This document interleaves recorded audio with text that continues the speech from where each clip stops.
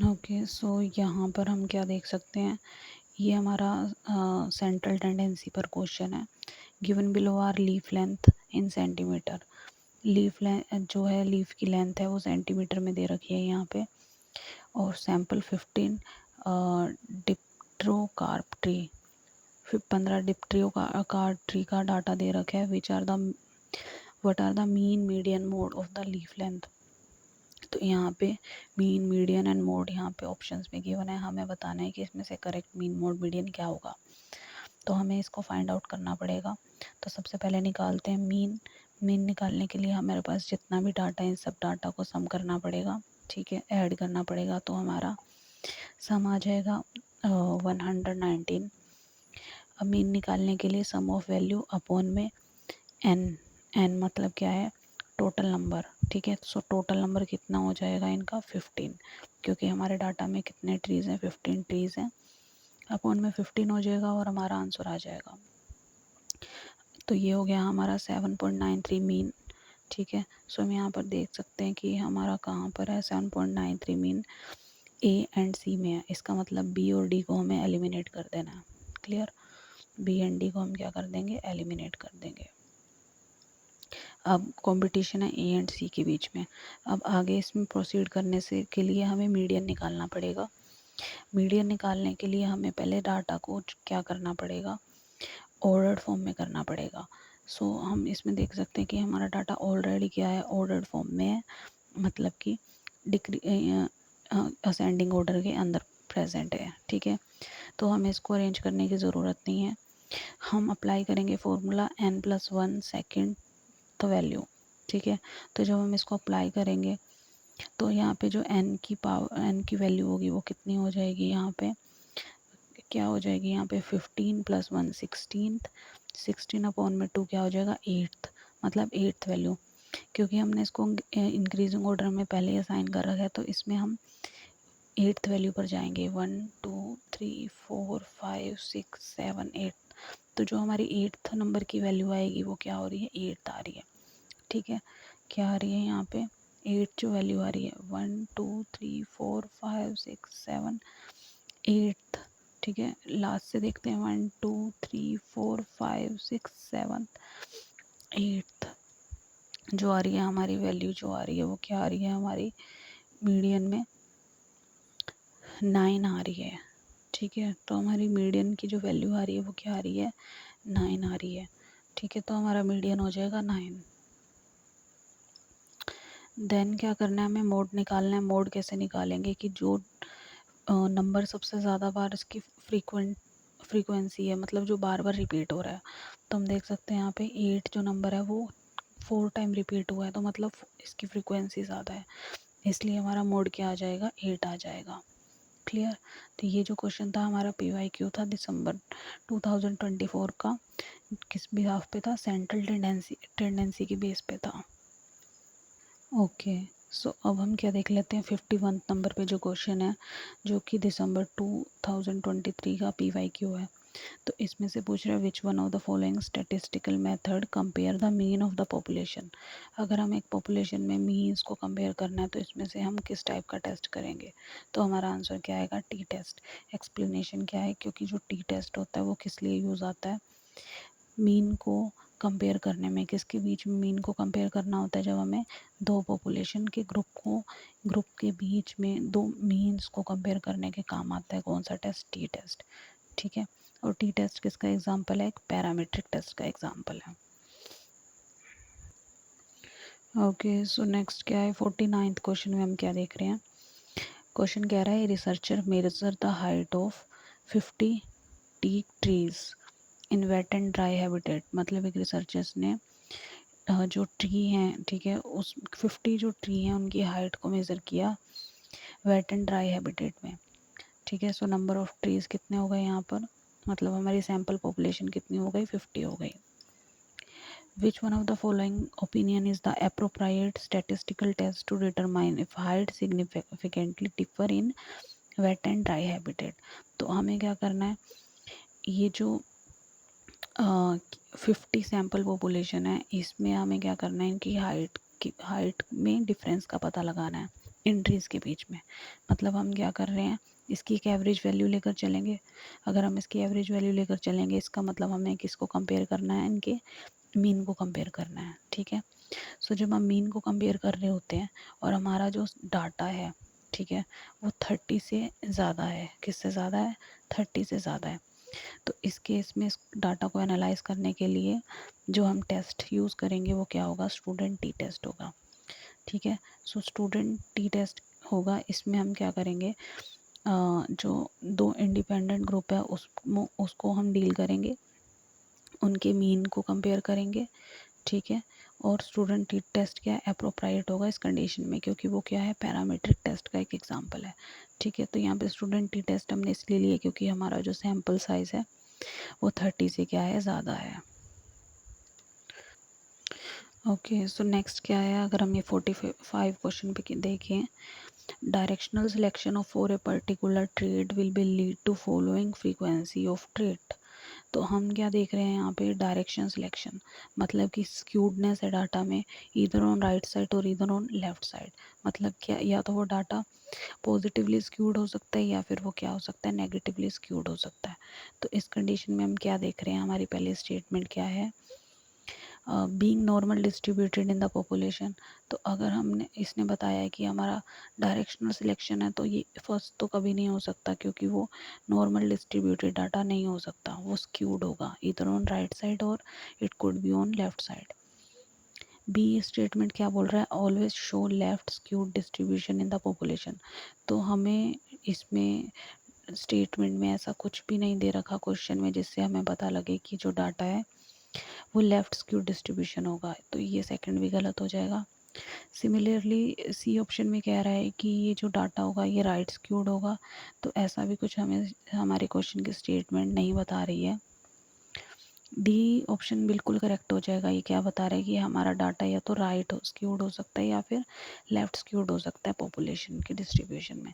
तो C option क्या, D option क्या हो जाएगा इस केस में? बिल्कुल करेक्ट हो जाएगा। ओके, सो ये जो 43 क्वेश्चन है इस पे अब हम देख लेते हैं। ये बता रहा है, ये जून 2022 का क्वेश्चन है, ये PYQ है। सो इसमें क्या बता रहा है ये कि हमारे पास ये डाटा दे रखा है 9, 5, 11, 3 एंड 27। ठीक है, तो हम इसमें क्या देख सकते हैं, जो n की वैल्यू है वो कितनी है? 5 है। ठीक है, क्योंकि 1, 2, 3, 4, 5। What is the 50th percentile? मतलब इसने क्या बोल दिया? 50th, नाम से पता लग रहा है जब इसमें 50th के बारे में बता रहा है, मतलब हमें इसमें क्या फाइंड आउट करना पड़ेगा? मीडियन फाइंड आउट करना पड़ेगा। क्या करना पड़ेगा? मीडियन। ठीक है, तो मीडियन करना है हमें, मीडियन बताना है। तो मीडियन निकालने के लिए हमें पहले इस डाटा को असेंडिंग ऑर्डर में अरेंज करना पड़ेगा।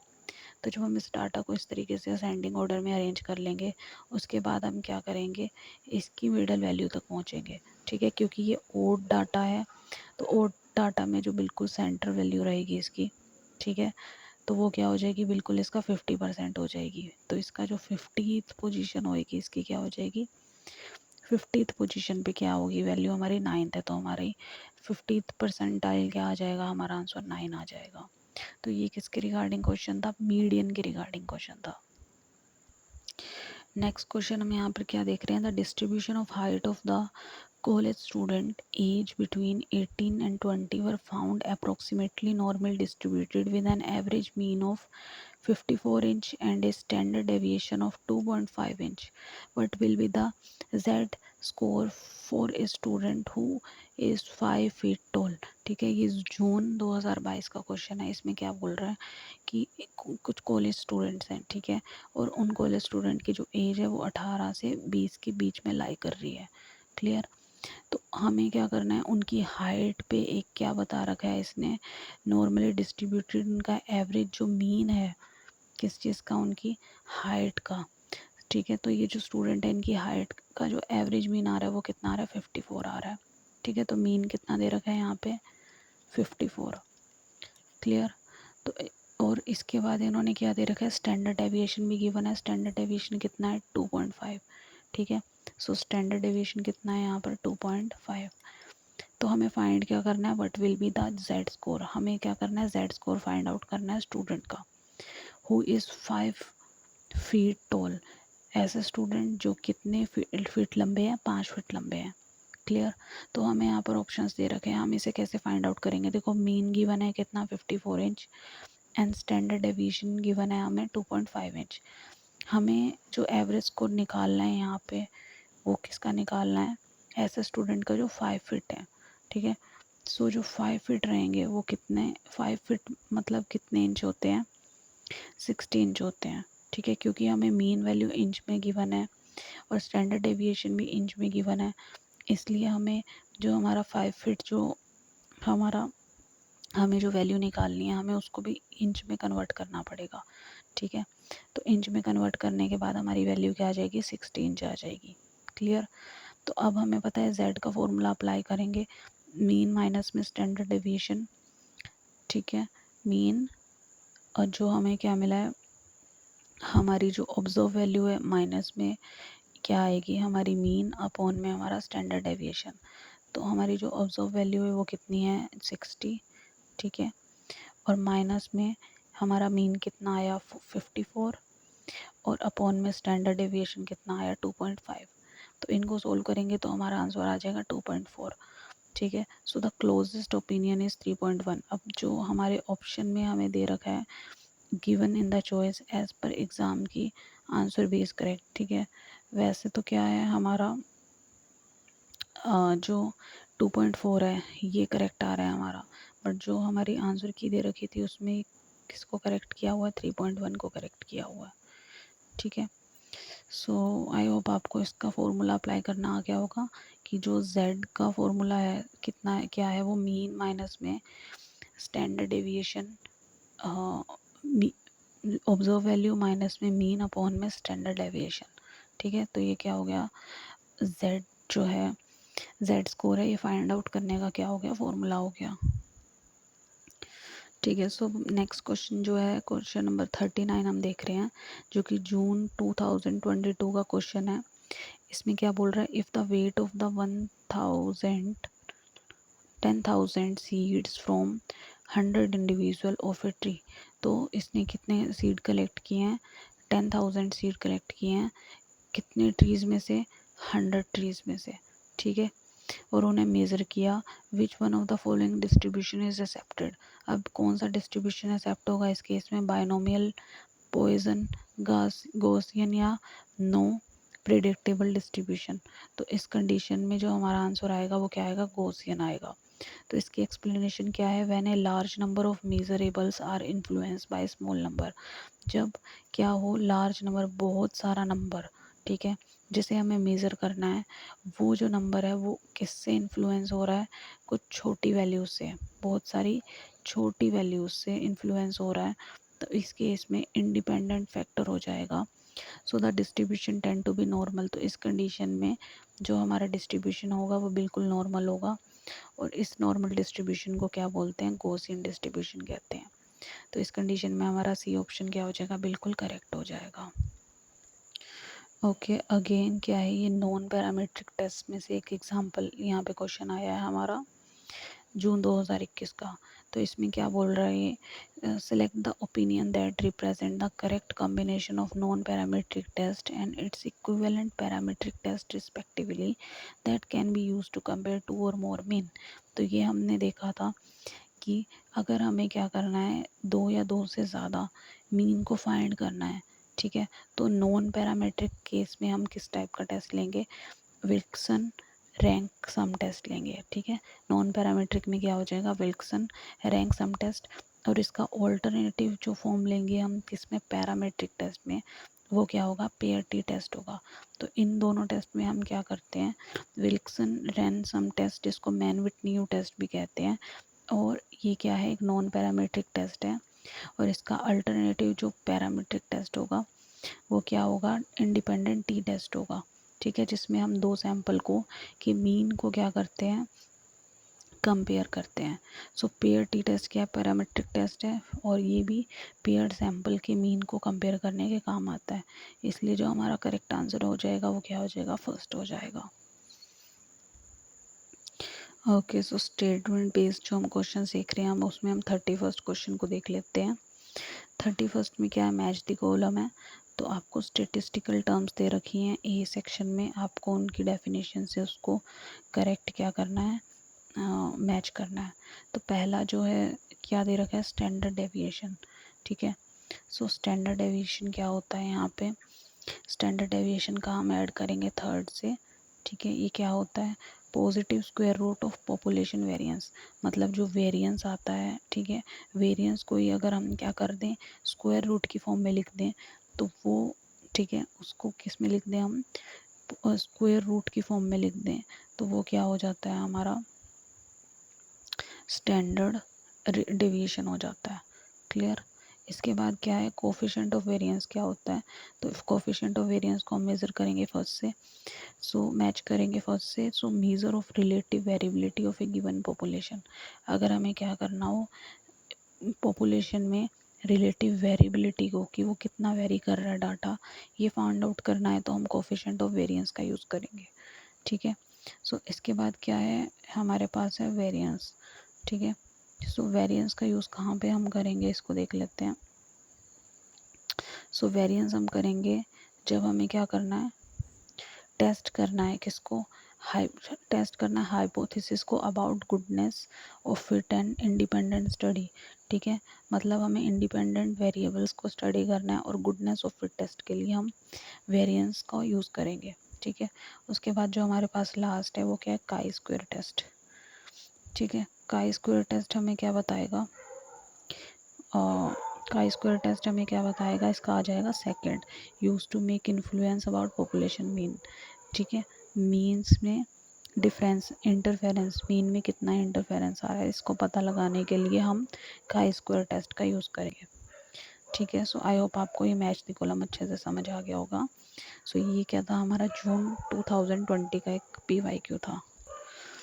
ओके, सो ये यहाँ पर 28th क्वेश्चन हमें क्या बता रहा है, ये भी अगेन मैच द कॉलम है जिसमें सैम्पलिंग टेक्निक्स दे रखी हैं। ठीक है, तो पहली है स्ट्रेटिफाइड सैम्पलिंग। स्ट्रेटिफाइड सैम्पलिंग जो होती है उसको हमें मैच करना है सेकंड के साथ। इसकी प्रॉपर डेफिनेशन क्या है, population is divide into 2 groups, ठीक है, sub groups, and the sample of the group cluster subject और element is selected in the group cluster. ठीक है, तो इसमें क्या होता है कि पॉपुलेशन को डिवाइड करते हैं ग्रुप्स में और सब ग्रुप में, और उसके बाद इन्हीं ग्रुप्स में से हमें क्या करना होता है, सैंपल को सिलेक्ट करना पड़ता है इन्हीं बनाए हुए ग्रुप्स और क्लस्टर में से। देन क्या है, सेकंड है सिस्टमेटिक सैम्पलिंग। सिस्टमेटिक सैम्पलिंग का आंसर आएगा यहाँ पे हमारा फोर्थ, सैंपल और selected at regular interval from the population. जब हम सैंपल को सिलेक्ट कर रहे हैं एक रेगुलर इंटरवल ऑफ पॉपुलेशन में, तो वो हो जाएगा हमारा सिस्टमेटिक सैम्पलिंग। देन है अपॉर्चुनिटी सैम्पलिंग, इसका आंसर आएगा हमारा फर्स्ट।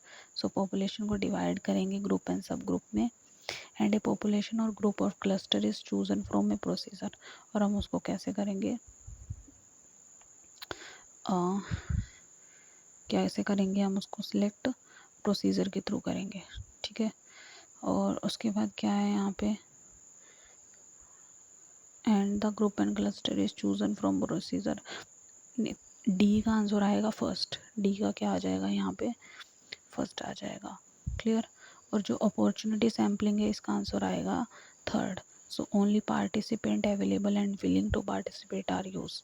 ठीक है, सो सी का आ जाएगा थर्ड, ए का आ जाएगा सेकंड, बी का आ जाएगा फोर्थ, एंड डी का आ जाएगा फर्स्ट। ठीक है, सो आप इसे करेक्ट कर लेंगे।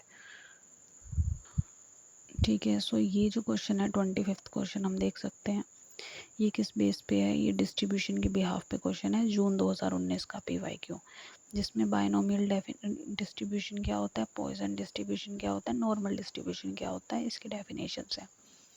फर्स्ट है बायनोमियल डिस्ट्रीब्यूशन क्या होता है, तो इसका आंसर हम फर्स्ट है इसका, क्योंकि इसमें ईच ऑब्जर्वेशन रिप्रेजेंट 1 और 2 आउटकम सक्सेसफुल या फेलियर, तो ऑब्जर्वेशन या तो सक्सेसफुल होगी या फिर फेलियर होगी, ये हमें बताता है बायनोमियल डिस्ट्रीब्यूशन। सेकंड है इसमें पॉइजन डिस्ट्रीब्यूशन, तो इसका आंसर रहेगा second, because probability that is systematic about the mean. ठीक है, पॉइजन डिस्ट्रीब्यूशन हमें ये बताता है कि हमारी जो मीन वैल्यू है उसके उसके रिलेटेड में जो हमारे डाटा है उसकी कितनी प्रोबेबिलिटी है। ठीक है, कितना वो सिस्टमेटिक है। थर्ड जो है उसका आएगा, सी का आएगा थर्ड, सी का थर्ड आएगा, मतलब नॉर्मल डिस्ट्रीब्यूशन क्या होता है, probability of A given number of event happening in a fix interval of time. ठीक है, मतलब कि कुछ इवेंट्स हैं जो कि एक फिक्स इंटरवल ऑफ टाइम में होने की जिनकी प्रोबेबिलिटी है, उसी को ही क्या बोल देंगे हम, नॉर्मल डिस्ट्रीब्यूशन। तो इसमें ए आंसर बिल्कुल करेक्ट हो जाएगा। ठीक है, सो ये था जून 2019 का क्वेश्चन। ओके, सो अब हम देख रहे हैं क्वेश्चन नंबर 23। क्वेश्चन कह रहा है choose the correct answer from the statement indicated below. जो नीचे स्टेटमेंट दी हुई है इसमें से करेक्ट आंसर हमें बताना है। फर्स्ट बोल रहा है क्या काई स्क्वायर टेस्ट जो है वो पैरामीट्रिक टेस्ट होता है। Second, non parametric test assume normal distribution. C, result can be significantly affect by outlier in a parametric test. D, non parametric test is more powerful as compare to parametric test. ठीक है, तो हम इसमें one by one statements देखते हैं कौन से statement correct है। तो जो डी कह रहा है नॉन पैरामीट्रिक टेस्ट ज़्यादा पावरफुल होता है पैरामीट्रिक टेस्ट में, तो ये हम इस पर नहीं कह सकते। ठीक है, किस पर नहीं कह सकते, जब तक हमें डाटा ना पता हो, हम किस टाइप का डाटा डील कर रहे हैं, किस टाइप के डाटा में किस टाइप का टेस्ट क्या होगा, ज़्यादा इफ़ेक्टिवली यूज़ होगा। तो इस बिहाफ पे हम इसको कंपेयर नहीं कर सकते, बिकॉज इस केस में हमें कोई डाटा नहीं दिया हुआ। तो एक जनरल टर्म जो है ये क्या होगी, करेक्ट नहीं होगी, तो डी हो जाएगा हमारा करेक्ट। उसके बाद बी में क्या कर रहा है, कह रहा है non parametric test assume normal distribution. ठीक है, जो नॉन पैरामीट्रिक टेस्ट होते हैं वो एक नॉर्मल डिस्ट्रीब्यूशन को शो नहीं करते, क्योंकि उसमें क्या होता है, डाटा में बहुत ज़्यादा वेरिएशन देखा जाता है। ठीक है, तो फिर स्क्यूड डाटा जो होता है, स्क्यूडनेस ऑफ डाटा जो होती है, डायरेक्शनल डाटा होता है, ऐसा डाटा डील करने के लिए हम नॉन पैरामीट्रिक टेस्ट करते हैं। तो ये सेकंड हो जाएगा गलत। फर्स्ट कह रहा है काई स्क्वायर टेस्ट एक पैरामीट्रिक टेस्ट है, तो ये भी स्टेटमेंट भी गलत है, क्योंकि वो एक नॉन पैरामीट्रिक टेस्ट का एग्जांपल है।